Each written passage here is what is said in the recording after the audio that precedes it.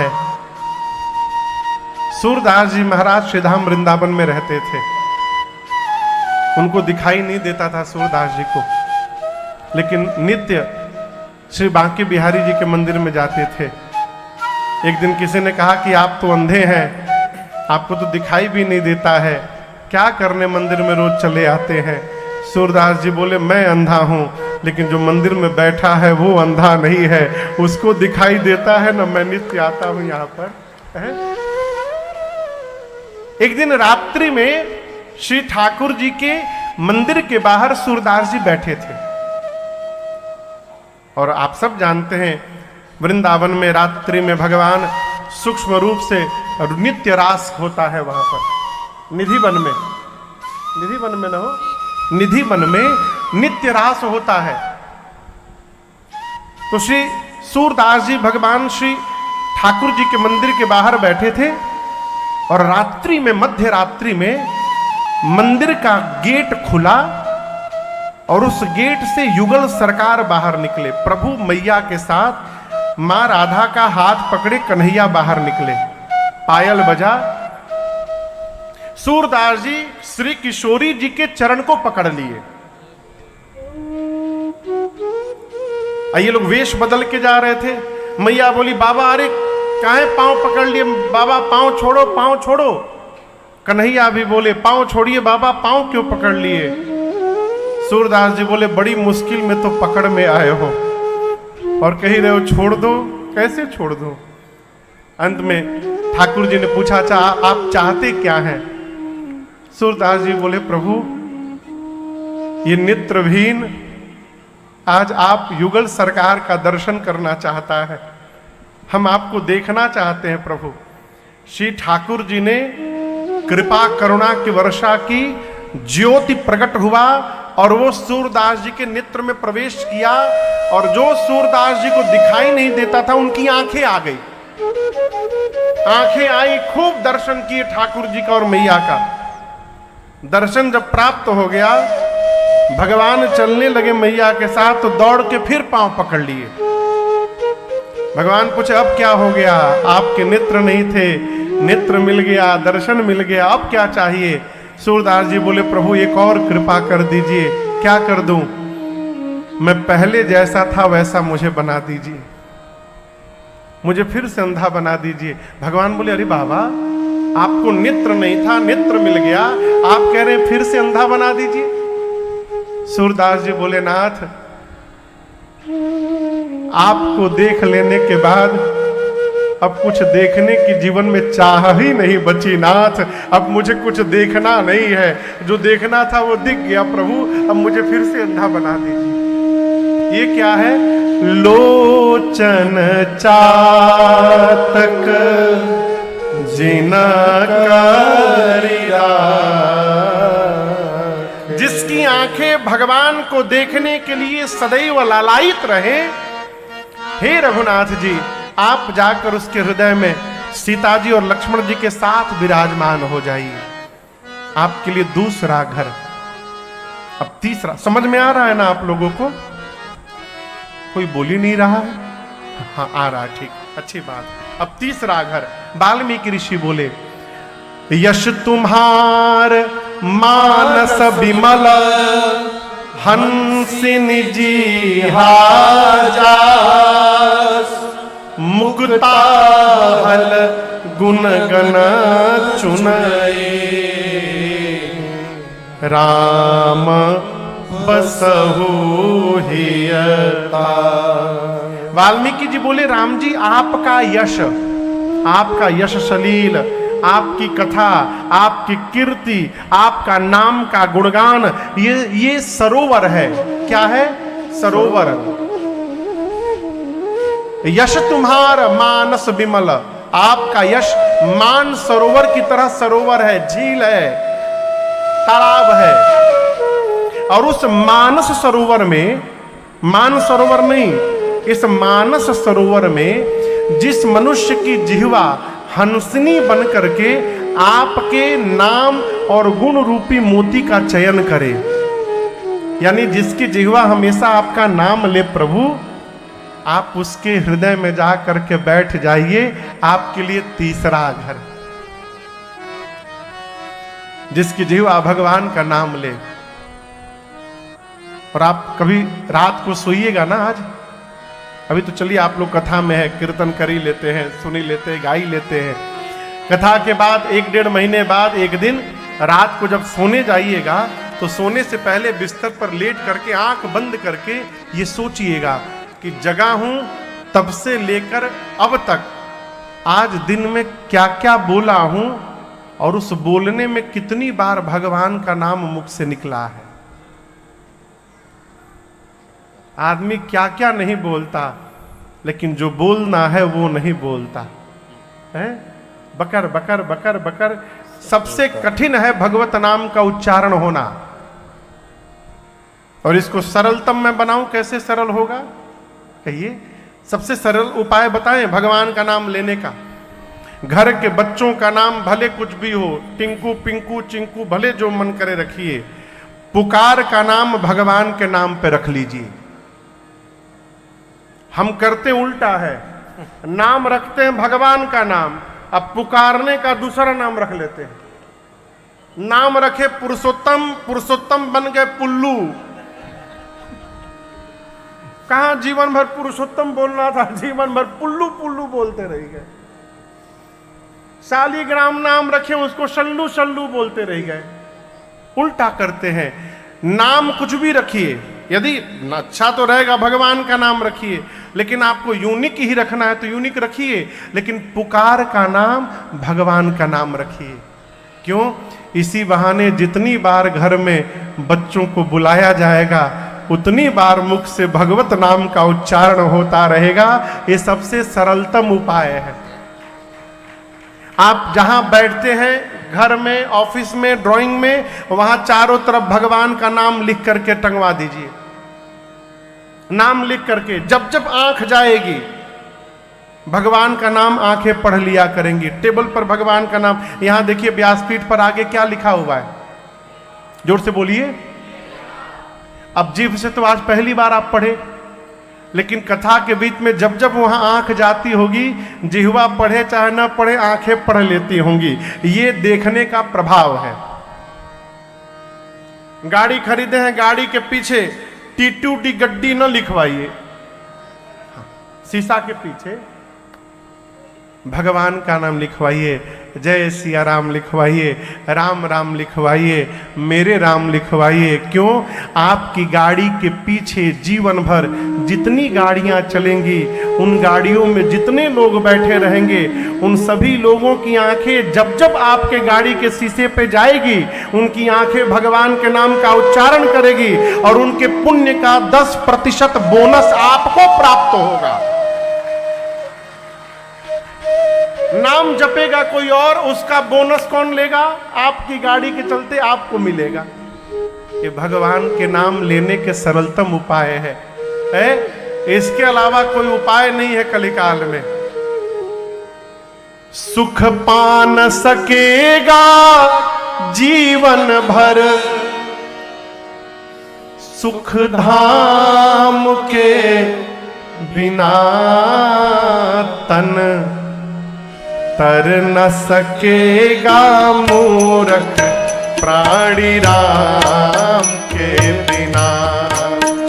तन तर न सकेगा मूरख प्राणी राम के बिना। गाइए। सुख पान सकेगा जीवन भर, सुख पान सकेगा जीवन भर, सुख धाम के बिना तन तर न सकेगा मूरख प्राणी राम के बिना। तन तर न सकेगा मूरख प्राणी राम के बिना।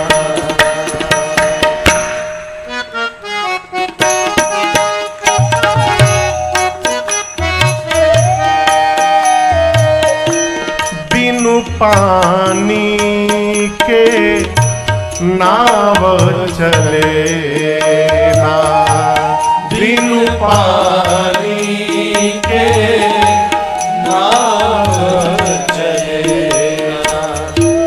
घी बिनु दीप जले, न घी बिनु दीप जले। और महाराज, नारी सुहागन नहीं लगे, जब तक ना मांग भरे। नारी सुहागन नहीं लगे, जब तक ना मांग भरे। और नीलकंठ कोई हो न सका है, नीलकंठ कोई हो न सका है। विषपान के बिना तन तर न सकेगा मूरत, रानी राम के बिना तन तर न सकेगा मूरत, रानी राम के बिना। सुख पान सकेगा जीवन भर, सुख पान सकेगा जीवन भर। सुख धाम के बिना तन तर न सकेगा मूरत, रानी राम के बिना तन तर न सकेगा मूरत, रानी राम के बिना।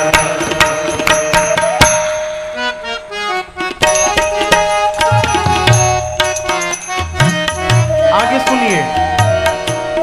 चंदन बिना ललाट न शोभे, चंदन बिना ललाट न शोभे। और योगी ज्ञान बिना, योगी ज्ञान बिना। जो धनवान न शोभित हो पाता है दान बिना। जो धनवान न शोभित हो पाता है दान बिना। इस बात को याद रखिए, तीर्थ व्रत बेकार सभी है, तीर्थ व्रत बेकार सभी। कब? हरि नाम के बिना तन तर न सकेगा मूरत, रानी राम के बिना तन तर न सकेगा मूरत, रानी राम के बिना। सुख पान सकेगा जीवन भर, सुख पान सकेगा जीवन भर। सुख धाम के बिना तन तर न सकेगा मूरत, प्राणी राम के बिना तन तर न सकेगा मूरत, प्राणी राम के बिना, प्राणी राम के बिना, प्राणी राम के बिना। तन तर न सकेगा मूरत, प्राणी राम के बिना। तीसरा घर, जिसकी जिह्वा निरंतर भगवान के नाम का गुणगान करे, भगवत नाम का उच्चारण करे, भगवत चरित्र का उच्चारण करे। हे राम जी, जाकर आप उसके हृदय में वास करिए। आपके लिए तीसरा घर। कान हुआ पहले, कान के बाद आंख, आंख के बाद जिह्वा, अब चौथे घर में व्यवहार है। क्या व्यवहार है? वाल्मीकि जी कहते हैं, प्रभु प्रसाद सुचि सुभग सुबा। जीवन में भगवत प्रसाद के सुगंध को लेने का स्वभाव बने। कहीं भी मंदिर में जाइए, पूजन के बाद पुजारी जी यदि आपको भगवान के ऊपर चढ़ाया हुआ माल्य प्रदान करते हैं, पुष्प प्रदान करते हैं, तो सबसे पहला कार्य पुष्प मिले तो उसको हाथ में लेकर के सिर पे लगावें और फिर नासिका से उसके सुगंध को प्राप्त करे। पुष्प का सुगंध ही उसकी प्रसादी है। ये ना कि मिले और ले जाके खूंटी पे टांग दिए, उसके सुगंध को स्वीकार करे। प्रभु प्रसाद सुचि सुभग सुबासा, सादर जा सुलहई नित नासा। जिसकी नासिका नित्य आपके सुगंध को स्वीकार करे। भगवान को सजाते हैं ना, भगवान अपने सेंट लगाते हैं, परफ्यूम लगाते हैं। अपने लगाने के पहले कॉटन लेकर के, कॉटन मेडिकल स्टोर वाला कॉटन ले करके उसमें सेंट मार करके, चाहे इत्र लगा करके और ठाकुर जी के पास लगा करके रख दे, फिर अपने लगावे। समझ में आ रहा है? इसके बाद तुम ही निवेदित भोजन कर, आपको निवेदित करके भोजन करे। भगवान को भोजन करा करके भोजन करे। घर में भोजन बने तो पहले भगवान को भोग लगे, लचीदाना भोग न लगे, कटिंग काजू मिश्री ड्राई फ्रूट का भोग न लगे। अपने मलपुआ खा रहे हैं, अब भगवान को काजू में फंसा करके रखे हुए हैं और कह रहे कि कृपा नहीं हो रही है महाराज, ई जन्म में तो होने से रही कृपा। घर में भोजन बन रहा है, इस भाव से भोजन बने कि हम अपने ठाकुर जी के लिए प्रसाद निर्माण कर रहे हैं। भोजन बने खूब सुंदर थाल में, जितनी रोटी अपने खाते हैं उतनी रोटी निकालिए।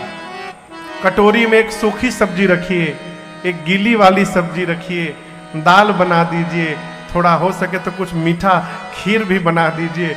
जिस दिन खीर न बने उस दिन रायता बना दीजिए। सब्जियों के ऊपर, दाल के ऊपर, रायता के ऊपर थोड़ा धनिया पत्ता का गार्निशिंग कर दीजिए, ठीक ना। और उसी थाली में थोड़ा सलाद भी सुधार के रख दीजिए। बगल में वो है लौंका भी रख दीजिए। लौंका, लौंका समझते हैं? मिर्चा, मिर्चा, मिर्चा रख दीजिए। भगवान को राम रस रखिए, नमक मन करेगा कहीं मिलाने के लिए तो भगवान मिला लेंगे। 2-3 अचार रख दीजिए। पापड़ को थोड़ा फ्राई करके चपेट के पापड़ रख दीजिए। और उसके बाद खूब प्रेम से ठाकुर द्वारी मिले जाइए, कहिए प्रभु ये प्रसाद बना है आज, आप इसको भोग लगा लीजिए नाथ, तो आपका पूरा प्रसाद पूरा परिवार प्राप्त करेगा। प्रभु तुम ही निवेदित भोजन करें।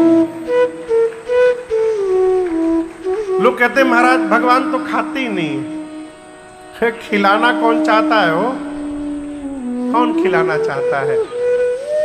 आज भी जो भगवान को भोजन कराना चाहता है, भगवान उसके यहां भोजन करते हैं। आप में से श्री जगन्नाथ धाम कौन कौन गया? जो गए हैं वो जानते होंगे, जो नहीं गए हैं वो जाकर जान जाएंगे। एकादशी के दिन चावल का स्पर्श भी वर्जित है। खाना तो बहुत दूर की बात, एकादशी के दिन चावल छूना भी नहीं चाहिए। और आपको जानकर हैरानी होगी, पूरे धरती पर श्री जगन्नाथ धाम एक ऐसा क्षेत्र है जहां एकादशी के दिन भी भगवान श्री जगन्नाथ जी को खिचड़ी का भोग दिया जाता है। 56 भोग बाद में बनते हैं। पुजारी जी खिचड़ी बनाने के बाद जाकर कहते हैं ठाकुर जी एक कर्माबाई की खिचड़ी आ गई है, इसका भोग लगाइए। किसकी खिचड़ी? कर्माबाई की। कर्माबाई कौन है? वो एक माई थी, इसी कलयुग की घटना है। मांग मांग के खाती थी, खुद मांग मांग के। द्वारे द्वारे जा जाकर मांग मांग के खाती थी। एक दिन मंदिर गई दोपहर में, तो देखी सरकार की ठाकुर जी दोपहर में भोग पा रहे हैं। पुजारी जी ने भोग लगाया था 12 बजे। कर्मा बाई बोली, प्रभु 12 बज गए, अब तक आप कुछ खाए नहीं थे? ये पुजारी तो आपको भूखों मार डालेगा। एक काम करिएगा प्रभु, कल से आप सवेरे सवेरे मेरे घर आ जाइएगा। मेरे पास तो 56 भोग नहीं है, मैं खिचड़ी खिला दूंगी आपको, पेट में कुछ पड़ा रहेगा ना, उसके बाद दोपहर में खूब मालपुआ खाइएगा 56 भोग। भगवान की मूर्ति को बोल के कर्माबाई गई। हमारी आपकी दृष्टि में उन्होंने मूर्ति को बोला था, लेकिन कर्माबाई ने भगवान को बोला था। और आपको सुनकर हैरानी होगी, अगले दिन सुबह जगी, नहाई नहीं, न आंगन साफ की। उनको याद था कि भगवान को बुलाई हूं, भगवान आएंगे खिचड़ी खाने के लिए। उसी तरह उठी, बिना हाथ मुंह धोए जाके सीधे खिचड़ी बनाने लगी। खिचड़ी बना के कर्माबाई बैठी, तब तक दरवाजे पर वो साकल होता था ना, पहले साकल बजा। कर्माबाई ने जाकर गेट खोला तो बाहर 8 साल का एक बालक खड़ा था और कहा, माँ जल्दी खिला दे माँ, मुझे बहुत भूख लगी है। कन्हैया आ गए 8 साल का बालक बनके, और ये नित्य का नियम बन गया। रोज सवेरे भगवान कर्माबाई के घर खिचड़ी खाने जाते थे। उस माई का नाम कुछ और था। भगवान कन्हैया जाकर बैठ जाते थे, कहते थे जल्दी कर मां, जल्दी कर मां, शीघ्र कर्मा। ये कर्मा करते करते उनका नाम कर्माबाई हो गया। रोज भगवान उनके घर खाने जाते थे। आपको बताऊं, जब कर्माबाई संसार में नहीं रही, उसके बाद कई दिनों तक मां कर्मा के घर से सवेरे सवेरे एक बच्चे की रोने की आवाज आती थी। कई दिनों तक भगवान जाते थे खिचड़ी खाने, मां नहीं होती थी। कन्हैया बैठ के वही रोते थे घर में मां के लिए। और वही कर्माबाई की खिचड़ी आज भी भगवान जगन्नाथ जी को खिलाई जाती है। नित्य एकादशी हो चाहे कोई दिन हो, प्रभु ये कर्माबाई की खिचड़ी है, आप इसको भोग लगाइए। भगवान जितने प्रेम से 56 भोग नहीं खाते, उससे अधिक प्रेम से वो मां की खिचड़ी खाते हैं। यदि कर्माबाई की खिचड़ी खाने भगवान आ सकते हैं, तो हमारे आपके घर भोजन करने क्यों नहीं आ सकते? नहीं आ रहे हैं, इसका अर्थ है हम उस भाव से बुला ही नहीं रहे। वाल्मीकि जी कहते, प्रभु सुगंध अर्पित करके धारण करें, आपको भोग लगाकर भोजन करें। घर में नया वस्त्र आभूषण आवे तो पहले आपको पहना दे, गहना आवे तो पहले आपको पहनावे, कपड़ा आवे तो आपको पहनावे, और उसको प्रसाद मान करके फिर अपने धारण करे। कोई घर में श्रेष्ठ आवे तो विनय पूर्वक, प्रेम पूर्वक उनका अभिवादन करे, उनका सत्कार करे, चरण से तीर्थ की यात्रा करे, हाथ से राम जी आपकी सेवा करे। ये सब काम जो मनुष्य कर रहा है राम जी, आप उसके हृदय में जाकर बैठ जाइए, उसका हृदय आपके लिए चौथा